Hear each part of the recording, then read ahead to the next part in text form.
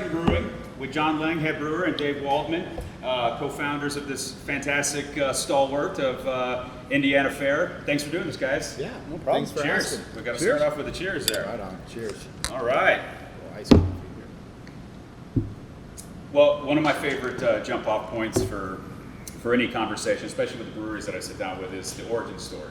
You know, everyone's got a beginnings, whether humble or scary or whatnot. So I'd love to hear you guys' origin story of how Triton came about. I guess personally, I started homebrewing in 1990, and then got transplanted here from Minnesota and got my foot in the door at Barley Island up in Noblesville. Oh. After 9 years there, it was time to branch out, find something new. Yeah. Ran into this guy. When I was 16, I wanted to open a brewery. I toured my first brewery. Immediately fell in love with the stainless steel and the science and the magic and all the things that were happening there. In high school, my guidance counselor asked me what I wanted to do. I told him I wanted to be in brewing, and he thought maybe I should see an addictions counselor instead, but it wasn't really about that. It was really about, I had done some research, the history of brewing. It was just a fascinating, endless amount to learn about. And so that became kind of my life's goal. Went to college, looked at brewing programs. They were few and far between in those days. Ended up getting a 4-year degree, doing some grad school in an area that was very craft-centric at the time. So it gave me an opportunity to further explore the brewing world. And ultimately the goal was this. So for 20 years-ish, kind of muddled around trying to figure out how to get what is today Triton, or something like Triton, to happen in my world. And when John and I finally were introduced by a mutual friend and another brewer at the time, a year and a half later, we were off to the races pretty much. So, yeah, for me, it was like the life goal, right? For John, too, I think in a lot of ways. I mean, we both loved beer since before U.S. law would say that it was appropriate for us to consume such a product. So, but when we traveled and when we kind of started to see, John's light bulb, I think, went on when you went to Germany, right? Yeah, 17 years old, spent 3 months in Germany. Wow, nice. And learned how to drink beer. Enjoy a good place to learn. Yeah, it's one of the best places. So, and I had the opportunity to go to Germany in high school, went to Mexico and tasted a variety of premium Mexican domestics, some of which were actually really fairly good, and some of which were just like, all right, cross that one off the list. Spent some time in Canada and had the opportunity to drink some beer up there. Belgium, and it was just like, yeah, I mean, the beer is much wider category than what we used to see when we were coming up, and even it probably wasn't until the mid 90s-ish maybe that the American beer culture kind of started to catch up, and then in a lot of ways I think overtook international beer culture. Like once Americans got a hold of it, it was like we got to do everything to the 10th power, But yeah, so, and when we met each other, we had similar goals and very different people. We're very much kind of the yin and the yang. He's kind of the ice and I'm kind of the fire, I think in a lot of ways, which is why the relationship really worked. He's got a set of skills that I can't touch. Yep. Ditto. I can do things that he can't do or hasn't learned to do. I'm sure that he's capable of doing.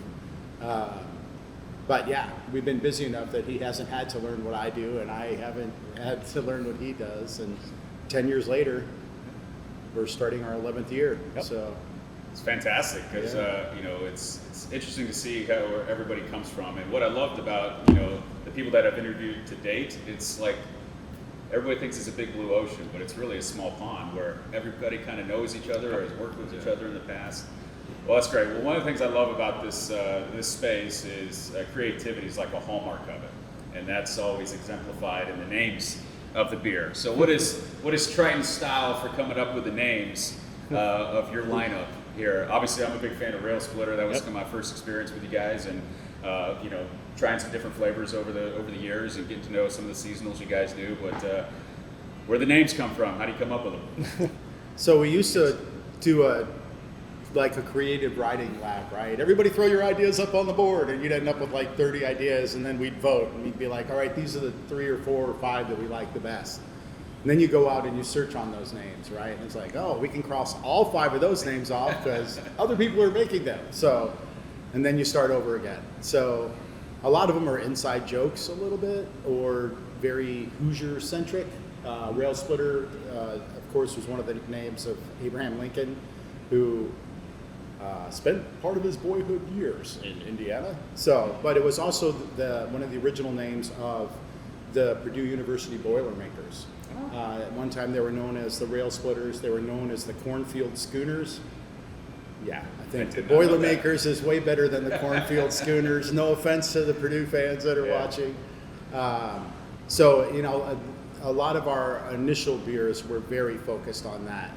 One of our big cult favorites is the Hatch Blower Pepper IPA. And, you know, that's kind of a double entendre, right? If you eat too many peppers, it's a hatch blower, whatever. But at the same time, that was the nickname of Virgil I. Gus Grissom, one of the astronauts who unfortunately died in one of the Apollo missions. I'm not going to come up with it. Anyway, his nickname was Hatch Blower. He also learned to fly here at Fort Bend. Well, or at least got his wings. He knew how to fly when he got here because he was a farmer and they used crop dusters to. But when he came to this, at one time, Fort Bend was both an Army base, the 3rd largest in the country, but also the 10th Air Force was based out of here. So they had a lot of Army pilots here. So he got certified here. So when we started looking at, you know, what kind of name can we come up with that's Indiana-centric, and I'm kind of a sucker for astronauts anyway, because that's like, you know, almost Star Wars or something. So, and here's a local guy that had a connection to the neighborhood and had this terrific nickname, the Hatch Blower. What a perfect name for a pepper beer, right? And it's funny because we've had people we've made that beer for 10 years, 9 years, on and off. We usually make it a few times a year. Sometimes it's available here, sometimes we distribute it. Most of the time, it's only available here. And we had people reach out and they're like, oh, it's so disrespectful that you named a beer after and actually, one of his cousins reached out to us a while ago, 7 years ago, and was like, we think it's so cool that you named something after our cousin, you know, and it's just like, nice. Right on. Plus then we get to tell the story of Virgil I. Gus Grissom. The I was for Ivan. His middle name was actually Ivan. But in those days, Ivan was actually a slur, right? Like you didn't call somebody an Ivan unless you wanted to get punched in the face, basically. So he went by Gus as his nickname. Right. So, but see, that's the other thing. Like suddenly we go on this giant deep dive on the neighborhood and Grissom and like all these cool things, and it's all connected in our neighborhood. So sometimes it's just tongue in cheek, like the Barn Phantom, right? Like it's a 100-year-old building. Weird stuff happens here all the time. Yep.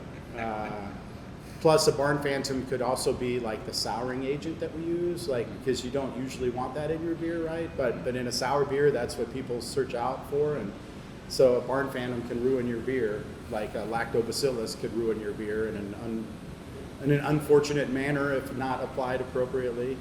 But sometimes we'll walk through a door and then we'll go back to walk through it and it's locked, or like we may or may not have seen actual like figures, let's say, in the building. Have you named them yet? No, but every night when I leave, I talk very kindly, because this building at one time was, it had different numbers that designated it on the fort map, and it was a 300 number, like 328 or 3, I don't remember what the original number was.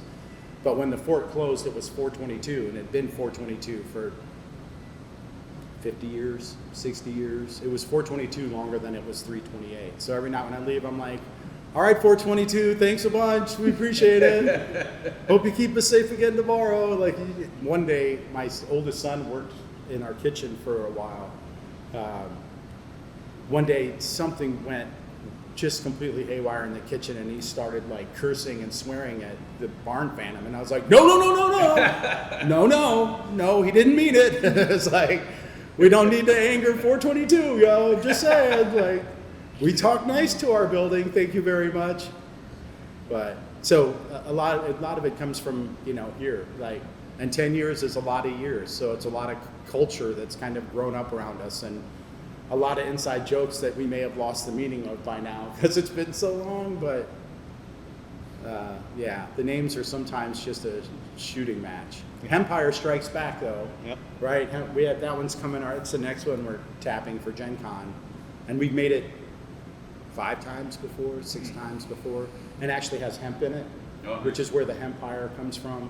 And this Empire Strikes Back, that's just we're Star Wars geeks. So Sure. Well, who is it? Right. I'm excited my kids are getting into it. Right. I always loved Chewbacca and the Millennium Falcon. Like I would be in that ship, and I would be like, yeah, whatever you need. I'll scrub the toilet. My Millennium Falcon shirt. Yeah. I'll do whatever it takes to be on this ship, yo. No problem. So. Oh, that's great. Maybe this question is more aimed at you, John. I mean, obviously your lineups are all your successes. Yep. Right? And you said that you had an extensive homebrewing background. So I always love asking brewers this question, that because those are your successes, there has to be a failure or something that you tried that just came out dead on arrival. Do you have a fun story around something that failed? Or maybe just didn't come out but turned into something, right? Yeah, I mean, we've had some great mistakes, per se, and we've lost a few too. I mean, to keep a quality beer out there, you've got to dump some, first and foremost. But we don't dump a lot. We don't dump a lot. But when we do dump it, it is a lot. It hurts. It's like losing a child. Yeah. But since he brought up the Barn Phantom Goza series, that started as a mistake. It was a Belgian wit that got lactobacillus in it, like Dave talked about, and all of a sudden, hey, this is a good beer. So tasty. So tasty. And the market took it too. So that's the other side. I can make some great stuff, but does it sell? Yeah, that's the big question, right? Like, we made a great smoked beer, McQueenie's Smoked Scotch Ale, and named after a local folk hero of sorts, Jim McQueenie, but who was from Scotland, and it was a Scottish smoked ale, and it was smoked, like it was really smoky. It would have made the German Rausch beers really proud. And John and I loved it. It was so good. There was like 10 people that loved it, and unfortunately, no one else loved it. So it was here a really long time. We drank most of it. Yep. John and I did 620 gallons. Oof. No. Yeah. But, it's almost like you got to listen to your audience, but at the same time, you're like, come on, man, you got to like this. Yeah, try it. Try something new. It's like a barbecue beer. I don't know how it won't work. You know? Like, those are some of my favorites that I've heard. Like, I was talking to Andrew at Mashcraft to try to make a bacon beer. Yeah. And just couldn't render the fat. Because Yep. just, so those are always fun stories around some things. But like you said, it's almost like Bob Rossism, it's happy accents. Yes. Happy accents. our black IPA. Yep. It's fire. It wasn't supposed to be a black IPA. Worked out well, though. It was really tasty. Yeah, as long as people love it, right? Midnight Rail. Yeah, we brewed it a few times, actually. Yeah, then you try to replicate your mistakes. Yeah, right. That's even more challenging. Sure. Let me ask you this: as you guys have kind of built Triton up, as you said, you're going on 11 years, and is there any, in the early days, is there any specific breweries around the country or even here locally that you drew inspiration from that kind of said, hey, I like the way the steel, I like the exposed brick look? Any of those motifs at other breweries that kind of influence what you guys do here? I guess I won't say motif, but I'll say style of management or business would be Bell's. John Mallett opened his arms to us before we had brick and mortar, and showed us around and talked about where do you spend money. Brand new equipment you want on, we think, you want on a packaging line, because that's the last thing that touches the beer. You don't want oxygen in it. We can take a used fermenter, we can use bright tank. They're just vessels at that point. So really liked his philosophy and how he did things.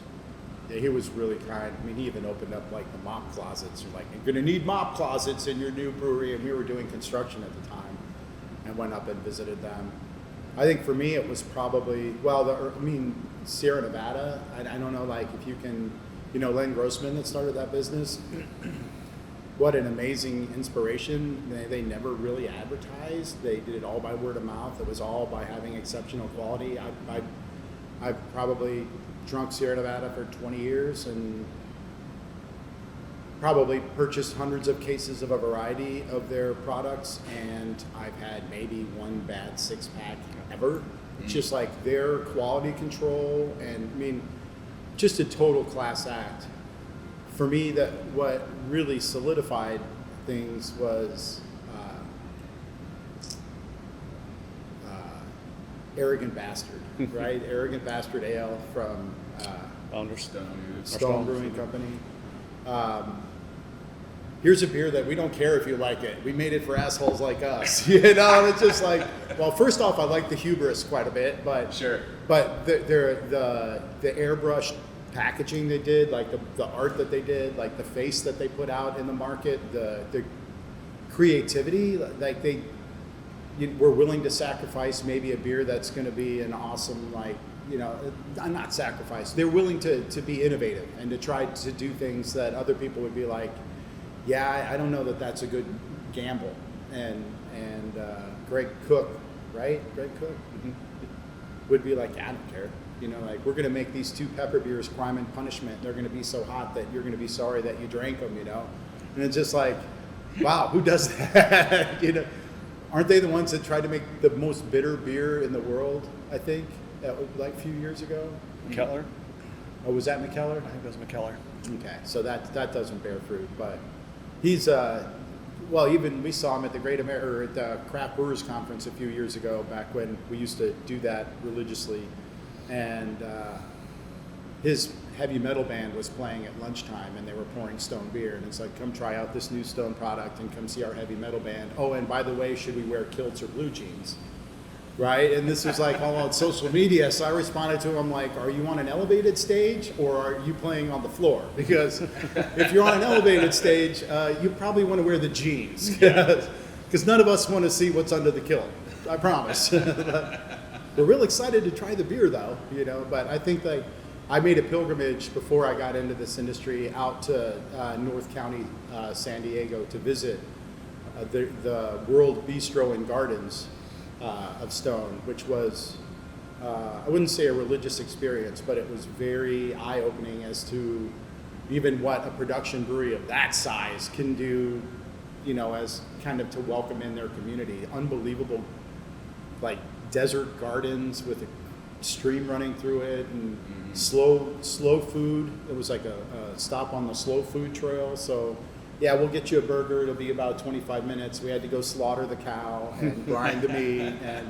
everything. You know, it's just like the bas relief that they had of their gargoyle on the wall was just phenomenal. Like, it's like they didn't miss a trick. And it really enhanced what my understanding of what a production brewery could be. Yeah, they hit the market at the right time. We thought we were going to be a production brewery too, but but the market got really crowded really fast here. So. Yeah, got to turn and pivot. Well, Yeah. you mentioned some stalwarts like Sierra Nevada, and Johnny, you mentioned going on pilgrimage to Germany. What was the first craft beer that hooked you? You know, for me, I think it was Fat Tire. It was probably the first time I had a craft just from drinking. You know, what was the cheapest thing in college, right? And being in Germany, it was Bitburger Pils. Yeah. It wasn't here yet, but it is today. So I still go back to that beer, for sure. It's a great Pilsner. Mm-hmm.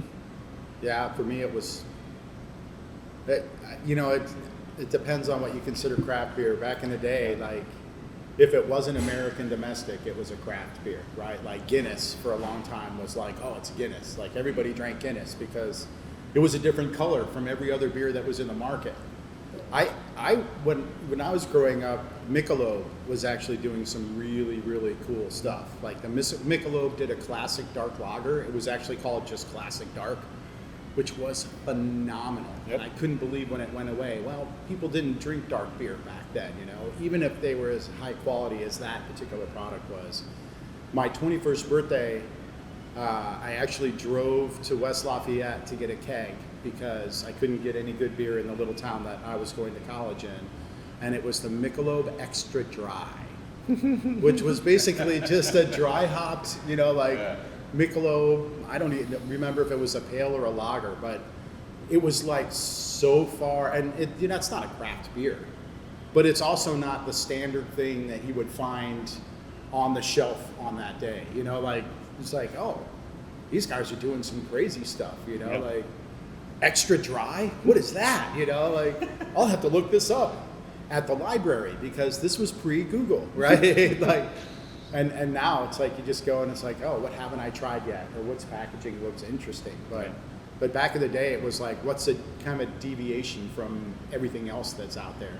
I mean, I guess if I had to nail down one, it would probably be Mcewen's IPA, which is a Scottish IPA, which I can barely drink today because my palate is now jaded and snobby. But but when I tasted it, I was like, oh my God, like, again, Mcewen's is not a craft beer. It's a big Scottish brewery, but there weren't IPAs on the market back then. And when you got your hands on one, you're like, IPA?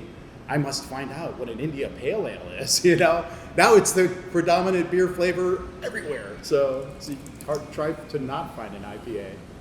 But, yeah. Very good. I mean, I love this community around the state of Indiana. I mean, when you guys started, there was probably, between 40 and 50 in the state? Now, 37. We were 37. 37. Now there's 180 plus. I Yep. mean, obviously you guys probably keep up with what's going on in the local scene. Is there any other brewery that's doing some cool things now that you guys, if you could drink a beer other than your own lineup, who would it be in the community? Well, after last year, I want to see a lot of other breweries right now. Yeah. We've lost all our festivals, and I miss that friendship because, like you said earlier, we're in a small pond. We know a lot of people, and Yeah. so it's always fun to go visit other people and try whatever their new thing is.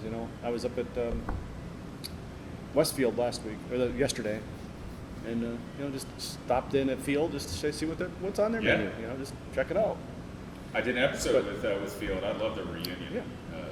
Citrus kind of flavor beer. I have trouble keeping up. Yes. Like people say, oh, such and such a brewery, and I'm like, where are they? Oh, they're just up the road about 15 miles. And I'm like, really? For how long have they been there? It's like, it's unbelievable, the explosion in the market. And there's a lot of really good beer being made in Indiana. There's also a lot of not really good beer being made in Indiana. But that's the challenge with beer, right? Like it can be very challenging to produce the same product over and over again and have people recognize it at the same product. The margin of error is fairly minimal. People's palates, if you drink a rail splitter and you get one that doesn't taste like the rail splitter that you had last time, you're going to be like, oh, I wonder if there's a quality control issue, or I wonder if What they changed. Yeah, what did they change? And maybe we didn't change anything. Maybe that keg has been sitting there since pre-pandemic, and it's a year and a half old now, and it of course doesn't taste like what a fresh rail splitter tastes like. I think there's a lot of, I enjoy drinking a lot of people's beer. I mean, I love Blackacre, I think, continues to do a great job. I think Sun King does a great job. I love their specialties and seasonals that they do. In fact, I was fairly sad, went out to dinner the other night and saw Grapefruit Jungle was on the menu, and I was like, oh, I haven't had it this year, and then, oh, we're sold out of it. And I'm like, damn, okay. And the next 3 beers I chose were also sold out of, so. It's hard to keep up with who's working for who now. Because there's a lot of talented brewers that have ended up at smaller breweries. Talented brewers who, when I had a life outside the brewery, I used to follow and be interested in, and I'm still interested in them, but I haven't tasted the products that they're producing in their new digs, so to speak. It's like, oh, you're with who now? Like, Right. But even Big Lug, like Eddie Sam and Scott, those guys are doing a great job on their beers. I always look forward to whatever they're doing, and there are a couple of their regulars their regular offerings that I'm just like, yeah, I'll take that one every time because it's just a great product that they're putting out there. I think you look around at the longevity, and I don't want to say that the new guys aren't any good because I don't know. I mean, legitimately, I haven't had a lot. I hear great things about Gugman House. I would love to try their beer. Eventually, I'll get a chance to do that. But the old guys that are still around, they're still around for a reason in a lot of ways, Sure. right? Like it's because they've consistently made good beer and they've developed brands that are recognizable, and for good reason, because it's an impossible business that we're in. I mean, it legitimately is. Like, the moving pieces are, what is there a shortage of now? Oh, we can't get cans this year. Oh, hops are going up or going down. Oh, malt this year is different. Like, especially when you're working with the agricultural product. The one thing that we know that's steady and always the same is the water. Right? Like, we filter it, we RO it, like, we know that the water is the same every time, which is good because it's like 96% of beer is water. So that kind of helps smooth out the rough edges, particularly for us. But that doesn't have any impact on, this year the malt's stickier, or you're going to find out that the amount of sugar after you process it is going to be less. You're going to have to use more malt in your malt bill, so the cost goes up. Or it's harder to mash in because it's stickier and it gets caught up in your system. Like, and then there's all the supplier issues. Yeah, we can get you that. Is 6 weeks too far out? What do you mean 6 weeks? Like, we want it last week, Right. Or it's out of stock. So particularly with it's impossible. And then you've got the brewing business, and then you have all the other businesses that go around it, right? Like, you have sales and distribution is a whole different thing that you have to have experience and knowledge about dealing with, and how the 3-tier system works. And if you're running front of the house, well, then that's another business, right? Now you've got the retail aspect of it. And it's just like, it's like on and on and on. It's like this endless volume of stuff that you have to know how to do. John is great with thermodynamics and hydrodynamics, and that's a very particular sort of thing. Refrigeration, like the glycol system that helps keep our wort at the appropriate temperature all the time. Like, the layers of knowledge, like both the depth and the breadth of that knowledge is just, it's unbelievable. And it's changing. Like, now we're using, cryo hops, or now we're using, like, there's all these other things, or there's extracts, and there's quick starter yeasts, and there's like all the, technology applied to that same thing. So it's like, I mean, some days it's virtually impossible to keep up. It's like, okay, what do I spend, what time I have today reading about, front of the house management, back of the house management, finance, like, like where the distribution, and it's crazy. Like, it's big, and anybody that's been around for a long time is, well, that's a fun segue into the next question, which is, is owning a brewery different than you thought it would be? Because you just listed a ton of stuff there, Dave, that maybe some avenues that you didn't have to consider early on, and from your perspective, John, I just want to make the beer, right? Exactly. I think about when we opened, it was very much, I think, what we expected it to be. Yeah. I don't know that the roller coaster ride over the last 10 years was anything what we expected. No. I mean, there's things that are going to happen, like federal audits by the Alcohol Tobacco Taxation Bureau, and you build your business with the idea of knowing that they can come in at any time and look at all your stuff, and you better do it right because it's the feds and your name's on it, and federal prison isn't a real cozy, or I guess could be a real cozy place, but you don't want to end up there because you're not paying attention or you're doing it wrong. Right. But so that was like kind of a given, right? But then, things like the pandemic. You can go to 50% capacity inside, and then they tell you can go to, but you have to maintain social distancing. Well, now you can go to 75% capacity inside, but we can't move our external walls, and we still have to maintain social distancing. So we're really at the same capacity that we were when we were at 50% capacity, right? So, and then we had to be like epidemiologists all of a sudden. We opened a grocery store, so we had to be grocers during the shutdown, like in a million years. You can't plan for that. Yeah, and it's like we basically opened a grocery in 5 days. We put a business plan together in 5 days that should have taken 60 reasonably. And we didn't know crap about groceries. It's like, wait, we only make 1 to 3% on this? Like, we're busting our asses to make this happen. But we can sell beer and hot food and other things that we actually make a little better margin on, and those groceries bring people in. And they provide a service to the neighborhood. People can't get toilet paper. We've got 15 cases in the back, right? Let's pull up, open your trunk, we'll load them in the trunk for you. So we didn't know that we were going to have to know how to do that. Yep. Like, just that, and it seems like when we opened number 37, if you drew a 10-mile circle 10-mile radius, with us being like the dead center of that radius, there were 8 breweries and tasting rooms in that 10-mile radius. Now there's more than 40. 40 in a 10-mile radius, right? And it's like, yeah, when we opened, it was wide open, and within about 3 to 5 years, it was not wide open anymore. Plus, the distributors bringing in out of state.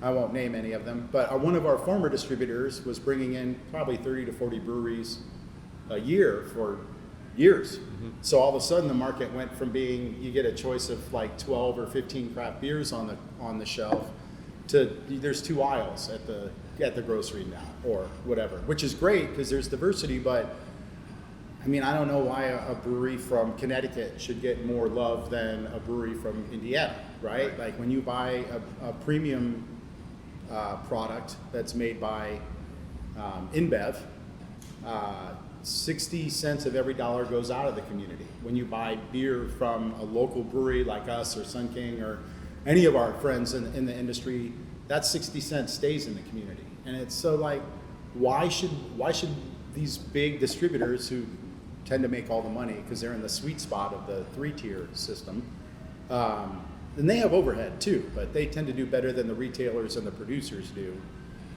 Why are they bringing in these other products that, if you focused on the products that you had, you could make that same dough. You wouldn't have all the overhead of bringing in those out-of-state companies, marketing them, because nobody's heard of, Joe's Brewery from Arkansas or whatever, and the money stays here. So, but that's not how it worked for 6 years in our market. And I'm not going to say Yuengling was kind of the touchstone, but that was the biggest one that was brought in. And that one year took 287,000 cases of Indiana beer didn't get sold that year because Yuengling, It was the biggest corporate launch in the history of the state of Indiana, and it was also the biggest corporate decline in the state of Indiana. But it doesn't make up for those 287,000 cases of Indiana beer that didn't get sold because we had to bring in a brewery from Pennsylvania, so. Sure. Which everyone realized, it was better when I couldn't get it here because it had some nostalgia or whatever. No offense to Yuengling, but I hear they're not very kind to the local breweries in Pennsylvania, so it'll roll off their big shoulders.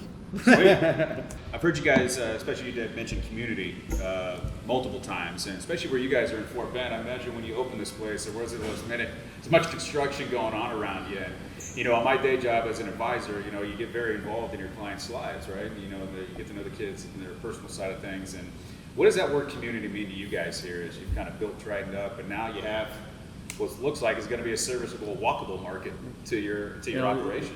I guess to start off, the answer is when we moved in here, that we were Fields. We were the first business on the fort that was open to the public. But there was nothing but fields, and now there's 70 plus homes here, 60 plus homes there. It's been nice. And the one thing the pandemic did bring, and us bringing in the grocery, was we changed some of our clientele, moving from the business people that come in here after work to people that walk here. Sure. And it's been nice. I think the kitchen helped that too. Yeah, I think so. But we're always trying to give back to the community whenever we find a niche that we could do it. We're having another blood drive here in a few weeks, and they're there. They support us. We got to support them. Well, that's it. I mean, that's when you kind of get your own crowd here in and around your operation. I think that's kind of special. I saw that when I went down to Taxman's Death and Taxes Day, and it's just a neighborhood coming out, and even in Field, where I just was recently, they got a sense of community. Grand Junction, you name it. There's all these places now, or even Mashcraft's downtown Indy operation, where now the townhomes were all going around, and you get this walkability, and it's now you got to think about how do I turn and pivot my business model to service that growing community, right? Correct. Have you guys always had food as a part of Triton, or has it been something you guys have explored here recently? I saw the post today about the barbecue, and damn, that looked good. Oh, it's delicious. It turned out really good. We started with food trucks. I kind of grew up in kitchens, and I didn't want to be in the restaurant business. John had no interest in the restaurant business. It was always about the beer. It's still very much about the beer. We do everything else we do so that we can make the beer.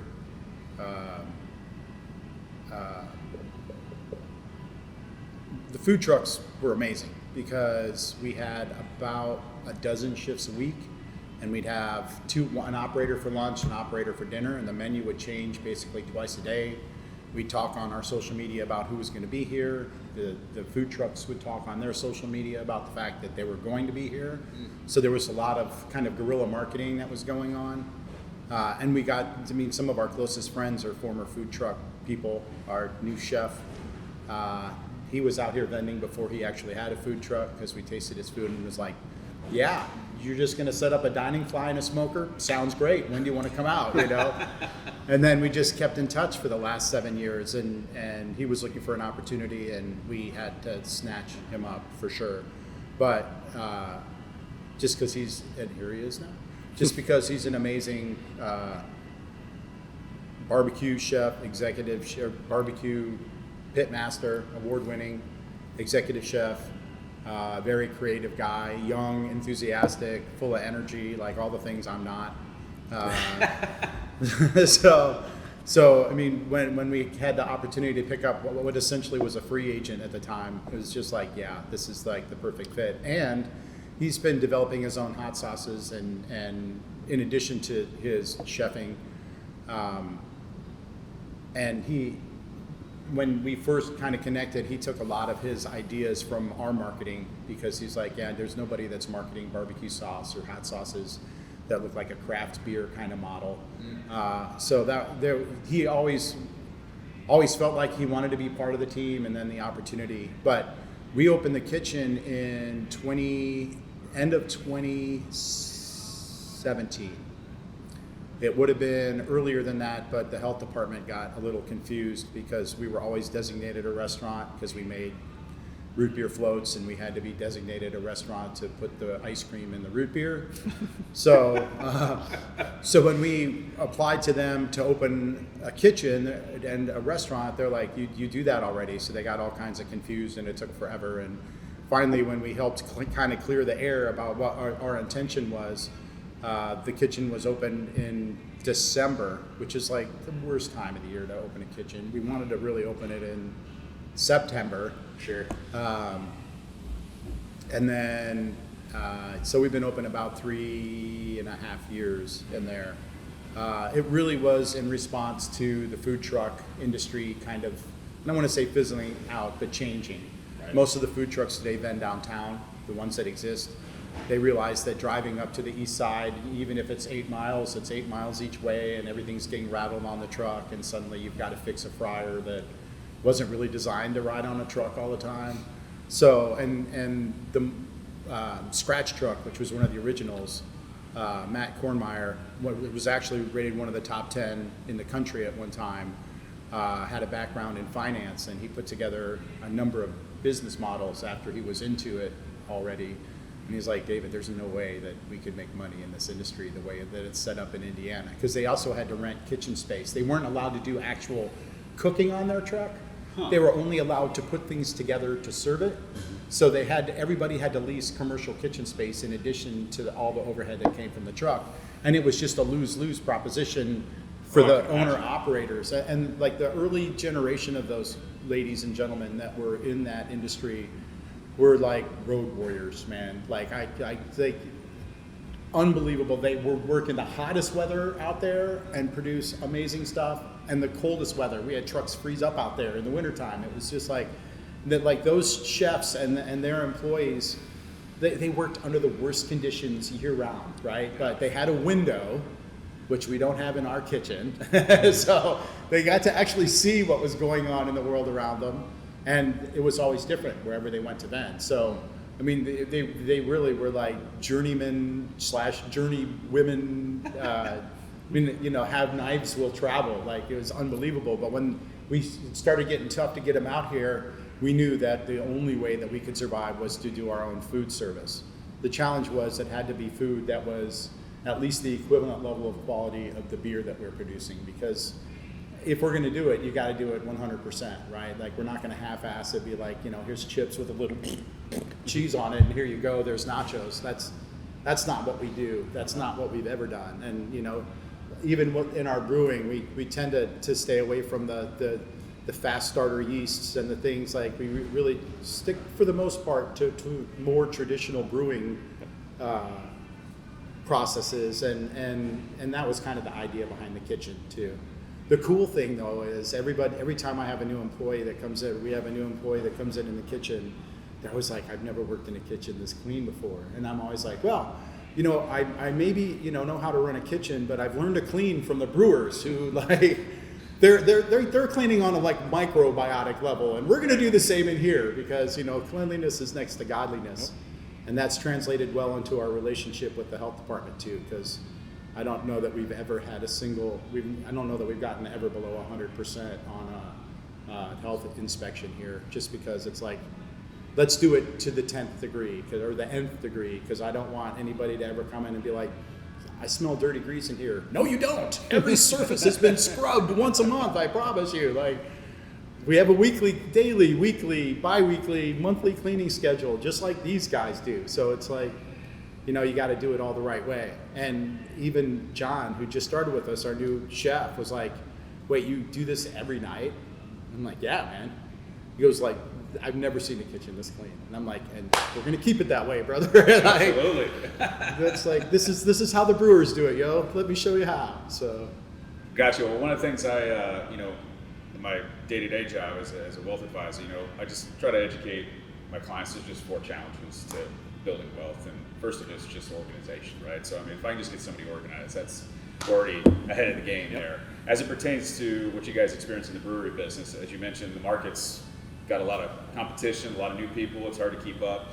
What is one of the challenges that you may face, John, as far as creating that next great blend that you hope will kind of cut through the noise and resonate with people in such a crowded market? Yeah, I mean, I guess the way my mindset is on new products is I have to get that inspiration, and it's something you just can't pop up. It's just something, sometimes you gotta wait for it, and then once you do get it, you hope that the market takes it. Right.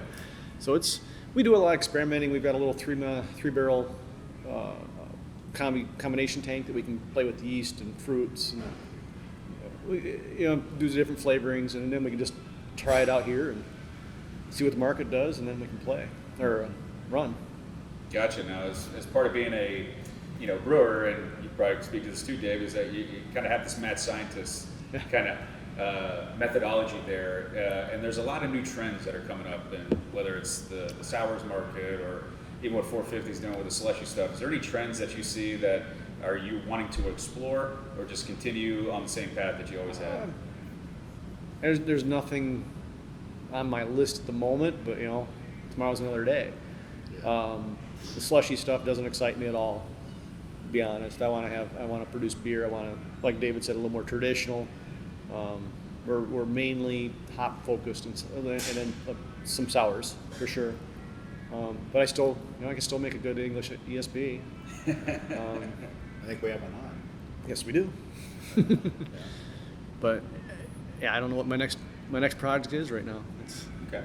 Well, lagers. Yeah, I was just gonna say, lagers are the new trend right now, and it turns out that people like craft lager.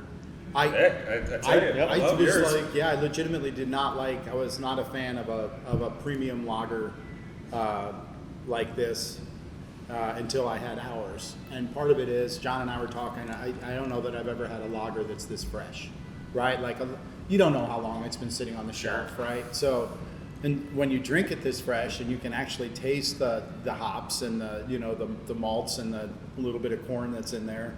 It's like, wow, this is actually a very drinkable beer. I don't know that I would default to it, but I could certainly drink a couple of them, no problem, and enjoy it very much before I move on to the next thing. I hate to drink more than 1 or 2 of the same beer anyway, because then I get to try more stuff if I move around the playing board a little bit. This is one thing I have been working on, is the lagers, because I'm not known as a lager brewer, and it's something I haven't done. The Pilsner. Oh. Well, we started playing around with some Czech style Pilsners, and then I just did this good. Premium, and so good. And I mean, like pretty fun. It's hard to be more traditional than like a Czech Pilsner or a premium lager, really. But they don't taste like anybody else's, right? They have, and part of that's our water, and part of that's John and Dane in the back, and their mad scientist stuff. I think a lot of times where the inspiration comes from is like really unexpected places. So like we do dessert, not a lot, but we do a few dessert beers over the course of the summer or over the course of the year.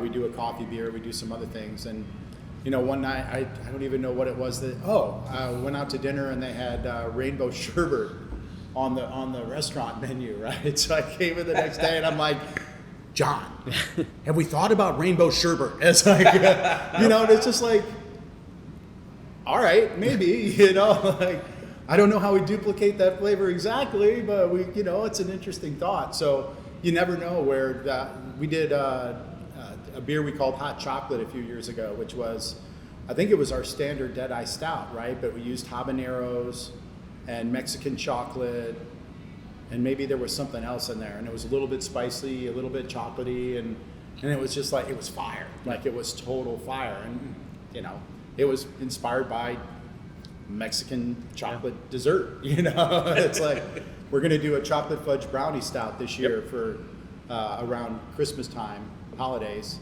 and we haven't done that before, but I mean, who doesn't love, you know, a chocolate fudge brownie? And if you can get it in a glass that tastes also a little bit like a good stout, then boom, you know, there you are. So oh, that's great, well, let me ask you this. So I think there's two types of people, and when my clients either hire me or I hire them, you know, I want clients to think abundantly, have a growth mindset. It's difficult, especially coming out of last year. It's easy to have kind of this scarcity mindset, be fearful of things. But with you guys being around as long as you have, how do you maintain that kind of growth mindset where you haven't kind of gotten out over your skis and you've been able to manage it? Because I work with a lot of business owners, and growth can be fickle. Yeah. You know, it could be the greatest thing, but if you go too quick, then you can kind of get over your skis. So how have you guys managed, you know, being around as long as you have and growing and continuing that growth mindset? It's been a challenge. You know, when we first opened, we were on the tip of those skis. You know, you want to keep up with what's out there, but you know, it was tough trying to grow there for a while. Still is. Now we're becoming. We don't have the growth anymore. But we're more pivotal. We got to be turning, looking every direction. Yeah. Because this market is changing. Changes. Yeah. That's the only real constant, right? So we added a 3-way liquor license so we can be more to more people around us, right? At one point, we were a beer destination and food trucks. Right. And now we have a captive audience of 130 homes and 440 apartments and condos down the street. A Hilton hotel that's going to be opening probably the end of next year. That's what that giant mess is that they're building at the end of the road. True by Hilton Hotel. That's 90-room hotel without a food service. So we've been closed Mondays and Tuesdays our whole life. Well, at least the whole life of the company. And now it's like it really would, with the homes and everybody around us, I mean, it seems like it would be a logical time to go to 7 days a week. And then you look at the labor market and you go, well, we have a hard time staffing the hours that we're open. How can we expand 2 more days when that really means adding probably 3 or 4 people in the kitchen and doubling the size of our serving staff in a lot of ways. So that's not going to happen in the current market, right? No, isn't that interesting how, you know, coming out of the pandemic, I mean, I have a lot of friends, especially down in Florida, that are restaurant owners or bar owners, and it's just like, told me a story about him hiring 4 people in one day, and all 4 no-show the first shift. And I'm like, we have about you came in and you applied, and he gave you the job, and you no-showed the first we have shift. about for onboarding in the kitchen, we have about a 12.5% success rate, which is just like and just like you're saying, interview, negotiate wages, set up a schedule, like everything that goes with that. I mean, and then no call, no show, and so I think that people don't remember that before the pandemic, we also had a labor shortage. I mean, like legitimately, in Indiana, we were at about 4.5% unemployment, and they say that about 5% of the population is unemployable, right? So we were right there on that line, and a lot of the candidates that came through were very short-lived because, they were part of that 5% that are unemployable, and we just happened to hire them for 3 days before we're like, no, this is not going to work for anybody, or they don't show up, or they show up the first shift and they never come back, or it just it over and over and over again, and that was pre-pandemic. Right. And then the pandemic hit, and one of the industries that treated their people the worst, and traditionally has always treated their people the worst, is the hospitality industry. So a lot of my friends that were like middle managers in restaurants and corporate, especially the corporate chains and stuff, or owned restaurants, or were general managers, and they suddenly either the restaurant was gone or everybody got laid off and they shut down, and without any regard to what are people going to do. We were lucky enough that on Friday, March 13th, when everything shut down, we laid everybody off except us. We just didn't get paid. But on Tuesday, we hired everybody back, like legitimately the entire team, because we couldn't do the groceries and the hot meals and the beer sales. Like John and I couldn't do that by ourselves. John and Dane and I couldn't do that by ourselves. Like everybody came back and everybody worked the whole pandemic, and people knew where they were going, and like there was a certain amount of loyalty. Their friends had nothing. They were trying to figure out how they were going to pay the bills, and they were here working and knew what they were doing and knew where they were going tomorrow. And so I mean, everybody that's here, we have a lot of longevity on our team, because really becomes like a family, and because we try to look out for them. We didn't want to lay anybody off, but that's what everybody was doing on that Friday. And then we're like, we're going to need some labor to be able to run this next business that we're launching, the grocery part. So everybody came back, but a lot of people that were those middle managers that are my friends are like doing construction, or they're doing manufacturing, because those jobs didn't go away. Those jobs have benefits that the hospitality industry doesn't have. They get benefits like health insurance. Oh yeah, good luck with that if you're in this server or in the kitchen. Like so, and they have zero interest in coming back to hospitality, because they're in an industry that when the chips were down, they could feed their kids and pay their rent still, or their mortgages. So when people talk about the labor shortage, I'm like, there's always been a labor shortage. Like the difference is that some of the good people that were in our industry are not, because they'd be good people in any industry, and they went to industries that traditionally have a lot more respect for the people that help make the business run. So. But it still sucks, right? Because the people that weren't with us don't know that we try to be stand-up guys all the time, and we really try to look out for our own. So, so it's like, well, we didn't really lay anybody off during the. Oh, that's great. They're going to pay me 50 cents more down the street, and like, well, what if I paid you 50 cents more? Oh, but downtown I can. I'm like, okay, whatever, man. We're just playing a game. I'm paying you way above what is reasonable for the job that we're asking you to do, and okay, like if that's not you, then do you know anybody? All right, well, last question. When I sit down with prospective clients for the first time, I always ask them the same question. If we were to work together, what would need to take place over the next 3 years, whether it be financially, professionally, emotionally, to where at that 3-year mark we can look back on our time spent together and say with absolute certainty that it was valuable. Yeah. As it pertains to what you guys are doing with Triton, if we sat down doing a podcast 3 years from now, what do you want to see accomplished over these next 3 years, where you can look back and say, hey, we're continuing on the right path. Yep. We're doing what we set out to do. What would that be? I think the big thing right now is just getting more of our, not capital, but Maybe. yeah, but just getting things paid off, just making the business stronger, moving it forward.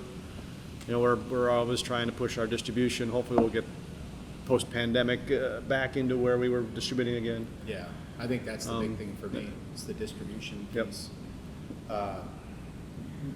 Pandemic not only hurt us, it also hurt the distributors. And there's been a fair amount of reorganization going on. Monarch, who was and is probably still the biggest distributor in the state, was purchased recently by Reyes, which is the biggest distributor in the country, maybe in the world. They own distributors everywhere, and that's caused, not only with the pandemic, but also with that mega change that happened down the street over there, has sent ripples through the other distribution companies in the area.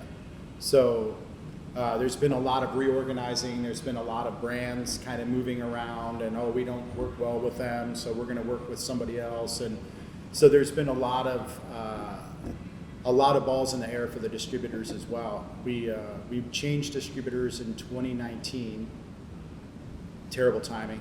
And started to build the new distribution plan, and then the pandemic hit and shut everything down. So then we basically started over again this year, Yep. right? So in a lot of ways, that's been a challenge. I mean, first off, we have to start over again. You know, it's like, so there's all this energy that you have to put into it at the beginning of that. Well, and you have to consistently put energy into it, but